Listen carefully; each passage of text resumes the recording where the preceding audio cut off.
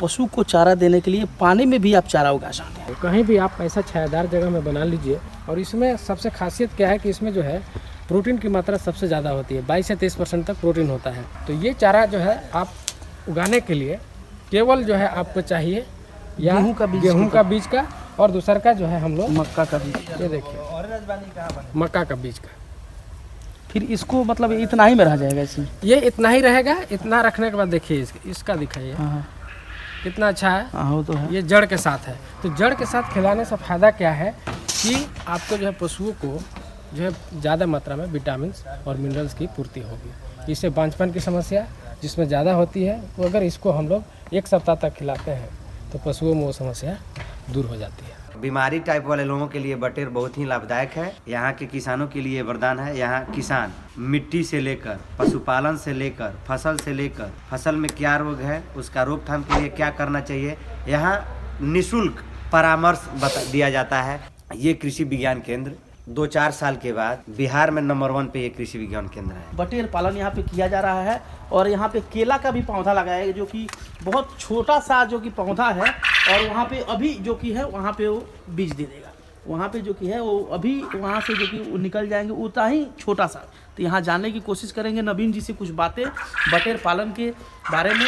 ये पशुपालन वैज्ञानिक डॉक्टर शैलेंद्र रजक जी का डेमोस्ट्रेट यूनिट है बटेर पालन। बटेर पालन किसानों के लिए वरदान है। बटेर पालन आपको खासकर बीपी वाले, मतलब जो भी पेशेंट है, शुगर के पेशेंट हैं, मतलब बीमारी टाइप वाले लोगों के लिए बटेर बहुत ही लाभदायक है। और ये सस्ता दरों में इसका किया जा सकता है। इसके लिए ज़्यादा ज़मीन की आवश्यकता नहीं पड़ेगी। आप मतलब कि घर के आगे पीछे कहीं जो ज़मीन आप उपयोग में नहीं लाया जा सकता है, वहाँ भी ये कर सकते हैं। ये बताइए सर हमको, जो कि बटेर पालन के लिए अगर हमको बटेर किसी भी किसान को अगर जो कि पालना है, तो चाहता है कि मैं अपने घर पे ही छोटा सा सेट बनाकर अगर बटेर पालन करूं, तो उस यहाँ से क्या उन लोगों को बता क्या सुविधा है? देखिए, ये किसानों के लिए ये मंदिर है। जैसे बच्चा पढ़ता है, हम पढ़ते हैं, आप पढ़ते हैं, दुनिया पढ़ता है, तो विद्यालय जाता है। तो किसानों के लिए ये मंदिर है। और ये ऐसे सुदूर देहात में यहाँ के किसान, अगल बगल के किसानों के लिए ये कृषि विज्ञान केंद्र वरदान है। जिले में अपने 27 ब्लॉक है। 27 ब्लॉक में 16 ब्लॉक को पिपरा कोठी देखता है और 11 ब्लॉक को कृषि विज्ञान केंद्र परसौनी देखता है, जिसमें तमाम ब्लॉक है। पहाड़पुर है, अरेराज है, सुगौली है, हरसिद्धि है, रामगढ़वा है, आपको बनकटवा है, नरकटिया है, तुरकोलिया है, वगैरह वगैरह 11 ब्लॉक है। और ये देखिए, इससे भी बड़ा फॉर्म आपके मोतिहारी में है। ये पहले बिहार सरकार का बीज गुणन प्रक्षेत्र हुआ करता था। और इससे भी बड़ा तुरकोलिया है।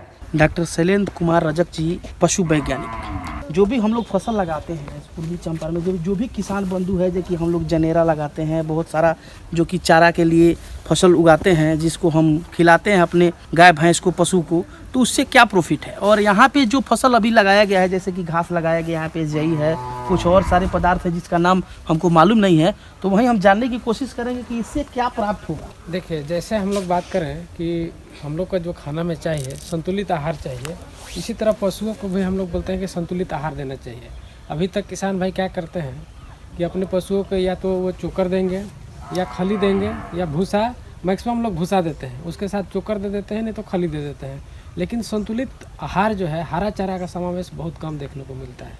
तो इसी के संदर्भ में हम लोगों ने कृषि विज्ञान केंद्र में जो है किसानों को देखने के लिए कि सालों भर चारा कैसे उत्पादन कर सके और अपने पशुओं से ज़्यादा उत्पादन हम कैसे ले सकें, इसके लिए हम लोगों ने एक मॉडल बना के रखा है, ताकि हर एक सीज़न में कौन से चारा जो है पशुओं के लिए किसान भाई लगा सकते हैं। तो जैसा कि अभी हम लोग का रबी सीजन चल रहा है, तो रबी सीजन में कौन कौन सी चारा लगा सकते हैं, उसके लिए हम लोग यहाँ पे मॉडल रखे हैं। अगर हम लोग चारा की बात करें तो चारा हम लोग का 2 तरह का होता है। एक तो चारा होता है कि जो आपका 1 वर्षीय होता है, जो एक बार आप लगाते हैं और आपका जो है 1 साल में ही उसको हम काट लेते हैं। और एक होता है बहुवार्षिक चारा, जो कि एक बार आपने लगाने के बाद उसको मतलब 2 साल 3 साल तक उसको आप काट सकते हैं। तो उसमें अगर हम लोग पहले हम बहुवार्षिक की बात कर लें, तो बहुवार्षिक में हमारे पास 2 चारा अभी लगा हुआ है यहाँ पे। एक तो आपका है नेपियर, नेपियर है, इसको हम लोग हाइब्रिड नेपियर भी बोलते हैं। और एक जो है आपका थिन नेपियर है। जैसे कि आप लोग यहाँ देखिए, ये जो है ये थिन नेपियर है, क्योंकि इसमें पतला पतला डंठल होगा, इसका मोटा डंठल नहीं होगा। लेकिन ये जो देखिएगा, ये है हाइब्रिड नेपियर, इसको शंकर नेपियर बोलते हैं। ये इसका देखिए डांट कितना मोटा है डांट, और ये जो है गन्ना टाइप का होगा, ये हाइब्रिड है। ये हाइब्रिड है। तो ये बहुत बड़ा बड़ा होता है, जो गन्ना का साइज होता है उतना हाइट का होगा। और इससे क्या होता है कि हम ईल्ड जो है ज़्यादा पशुओं को हम चारा देने की ज़रूरत होती है, तो उसको हम देने के लिए इसको लगाना चाहिए। इसके साथ में इस जो है ये आपका गिनी घास है, गिनी घास, इसको गिनी घास बोलते हैं। ये बहुवार्षिक है, एक बार लगाने के बाद किसान भाई इसको 2 साल 3 साल तक आराम से काटते रहेंगे और अपने बढ़ते रहेगा। तो पहला कटाई जो है बोने के बाद आपको करना है 70 से 75 दिन के बाद। इसके बाद जो है सेकेंड जो कटाई हम लोग करेंगे वो 40 से 45 दिन के बाद करते रहेंगे। तो इससे क्या होगा कि सालों भर जो है चारा हमको पशुओं को मिलेगा। अब हम लोग बात कर लें, ये तो बहुवार्षिक हो गई। अब है कि 1 वर्षीय चारा। तो 1 वर्षीय चारा में भी हम लोग 2 चीज़ चारा लगाते हैं। एक होता है दलहनी चारा और दूसरा होता है अदलहनी। दलहनी मतलब कि जिसमें प्रोटीन की मात्रा ज़्यादा हो, और अदलहनी मतलब होता है जिसमें कार्बोहाइड्रेट की मात्रा ज़्यादा हो। तो दलहनी में हम लोग जो है यहाँ पे लगाए हुए हैं बरसीम। ये जो है बरसीम है। बरसीम का खासियत क्या है कि इसमें प्रोटीन की मात्रा जो है ज़्यादा होती है। तो पशुओं को हम लोग को बैलेंस, हम लोग बोलते हैं कि संतुलित आहार देना है, तो उसमें प्रोटीन की मात्रा होना चाहिए, प्लस उसमें कार्बोहाइड्रेट की मात्रा भी होनी चाहिए और फैट भी होना चाहिए, साथ में आपका मिनरल्स विटामिन भी होना चाहिए। तो जैसा कि हम लोग जानते हैं कि हरा चारा में मिनरल्स विटामिन भरपूर मात्रा में पाया जाता है। तो ये जो है सबसे ज़्यादा जो है इसमें प्रोटीन पाया जाता है, जो बरसीम है। इसके साथ में हम लोग लूसर्न भी लगा सकते हैं। लूसर्न भी इसी तरह का घास होता है, खाली डिफरेंस केवल जो है उसका डंठल में होता है। लूसर्न का जो डंठल होगा थोड़ा टाइट होगा और इसका जो है डंठल पूरा पिल होता है, एकदम नरम होगा। और इसी तरह से जो है हम लोग कार्बोहाइड्रेट का जो है, कार्बोहाइड्रेट के लिए हम लोग रखे हुए हैं राई ग्रास और जई। ये 2 घास हम लोग इस सीजन में लगा सकते हैं। तो ये बताइए सर कि जो भी यहाँ पे जो कि जई है, राई घास है, यहाँ पे बरसीम है, आगे हाइब्रिड है, नेपियर है, गिनी ग्रास है, ये जो कि अभी तक जो कि इधर के किसान लोगों को मालूम भी नहीं इसके बारे में। तो इसको जो कि इसी चैनल के माध्यम से हम साझा करना चाहते हैं किसान लोग के बीच में, जो कि किसान इसको उगाए और इसके बारे में कुछ जानने की कोशिश करें, ताकि जो भी पशुएं हैं जो 10 लीटर 12 लीटर दूध देती हैं और घास नहीं मिलने के कारण से जो कि उसका दूध कम हो जाता है, तो इससे क्या मतलब दूध में क्या उत्पादन बढ़ेगा? देखिए, अगर हम लोग हरा चारा देते हैं ना, हम लोग बोलते हैं कि अगर हम सालों भर संतुलित आहार अगर हम लोग दें उसको, तो हम लोग बोलते हैं कि केवल हरा चारा पे भी हम 10 किलो तक ले सकते हैं। लेकिन हरा चारा नहीं देने के चलते पशुओं में बहुत तरह का बीमारी देखने को मिलता है। जैसे अगर हम लोग बोले कि उसमें उत्पादन की क्षमता कम हो जाती है, साथ में बांझपन की समस्या सबसे ज़्यादा जो है हरा चारा नहीं देने के कारण उत्पन्न हो रही है। खास करके क्रॉस ब्रीड जो है, क्रॉस ब्रीड में अभी सबसे ज़्यादा जो देखने को मिल रहा है वो बांझपन की समस्या है। तो बांझपन इसीलिए होता है क्योंकि उसमें हम लोग हरा चारा में जो है मैक्सिमम आपका विटामिन होते हैं और मिनरल्स होते हैं, और यही रोल अदा करता है आपको रिप्रोडक्शन में। तो इसीलिए मैक्सिमम जो बांझपन की समस्या जो है वो हरा चारा नहीं देने के कारण होता है। इसीलिए हम लोग यहाँ पे मॉडल के रूप में विकसित करें कि हर एक सीजन में कौन कौन सा चारा लगा सकते हैं। ये तो हमने आपको रबी का दिखाया।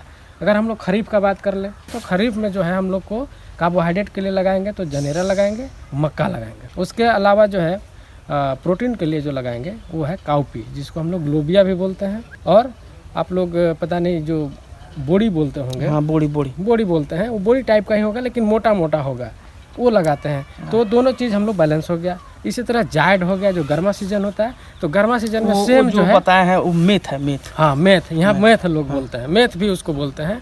वही सेम हमको फिर गर्मा सीजन में रिपीट करना है जो खरीफ में हम लगाए थे।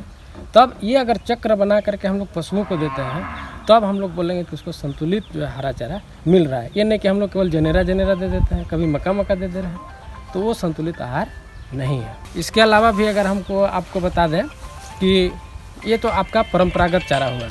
इसके अलावा अपरंपरागत चारा होता है जो कि बिना मिट्टी का और बिना कम खर्चा में उसका उत्पादन हम लोग कर सकते हैं। ये सब चारा के लिए आपको मिट्टी की ज़रूरत होगी, खेत की ज़रूरत होगी, लेकिन हम ऐसा भी मॉडल यहाँ पर डेवलप किए हैं जो किसान भाई जो है अपने घर पर बिना ज़मीन का उस चारा को उगा सकते हैं और इससे बढ़िया भी हम लोग उत्पादन ले सकते हैं। तो उसका नाम जो है हाइड्रोपोनिक्स चारा है और दूसरा का है एजोला।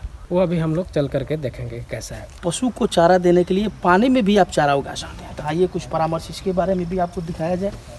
देखिए, ये जो चारा है इसको हम लोग बोलते हैं अजोला। अजोला एक ऐसा चारा है जो मतलब पानी के सतह पर ही तैरता हुआ एक सवाल का रूप है, और इसमें सबसे खासियत क्या है कि इसमें जो है प्रोटीन की मात्रा सबसे ज़्यादा होती है, 22 से 23% तक प्रोटीन होता है। तो पशुओं को प्रोटीन का जो उपलब्ध हमको कराना है, तो बिना खेत करके अभी देखा जाता है कि लोगों के पास जोत कम होते जा रही है, साथ में लेबर की समस्या बहुत ज़्यादा है कि घास काट करके लाएगा कौन, खिलाएगा कौन। तो उसमें क्या है कि इसमें केवल लेबर का भी कम खर्चा है और साथ में आपको ज़मीन भी नहीं चाहिए। कहीं भी आप ऐसा छायादार जगह में बना लीजिए जिसमें आप पॉलीथीन शीट भी लगा सकते हैं और साथ में अपना कहीं भी ले करके नीचे ऐसा चीज़ बनाना है, इसको परमानेंट भी बना सकते हैं। ये टेम्प्रोरी हम अभी बनाए हुए हैं जिसमें पॉलीथीन शीट लगा करके बनाए हैं। तो अपने सुविधा के अनुसार से और अपने जितना आपको रिक्वायरमेंट है उसके अनुसार से इसका साइज जो है घटा बढ़ा सकते हैं। ये बताइए कि ये जो एजोला है इसको मतलब कैसे खिलाएंगे हम गाय को? हाँ, गाय को जब खिलाना है तो ये एजोला जब हम लोग ये बनाते पहले कैसे हैं वो जान लीजिए। पहले क्या करना है कि गड्ढा जो है इसमें कम से कम 1 फीट तक पानी होना चाहिए। इसके बाद नीचे जो है हम लोग सड़ा हुआ मिट्टी डालते हैं, जो कि तालाब का मिट्टी हो, चाहे सबसे नीचे तह का मिट्टी सड़ा। सबसे नीचे तह का मिट्टी हम लोग 1 लेयर जो है 2 सेंटीमीटर का डालते हैं। उसके बाद जो है खाद के रूप में हम लोग गोबर का यूज करेंगे। जो गोबर सड़ा हुआ है उसको हम लोग पानी में घोल करके 15 लीटर डाल देंगे। इसके बाद जो है ये हमारा कल्चर है एजोला, यही सेम जो है इसको थोड़ा सा ले करके 1 लीटर ले करके पानी सहित इसी को डाल देना है और हम देखते हैं कि 7 से 10 दिन में ये पूरा जो है फैल करके पूरा भर जाता है। और इसको हमको छान करके थोड़ा सा पानी गरने देना है और गरने के बाद जो है पशुओं को हमको जो भूसा है उसके साथ मिला करके इसको खिलाना है। और ये बहुत ही सस्ता है और आपको इसमें कोई खर्च नहीं है। एक बार बना लिए और इसी का कल्चर जो है लगातार बढ़ते जाएगा, आपको बार बार करने की ज़रूरत नहीं पड़ेगी। इसी तरह दूसरा का हम बता देते हैं आपको, ये जो है हाइड्रोपोनिक्स है। हाइड्रोपोनिक्स, इसको हाइड्रोपोनिक्स चारा बोलते हैं।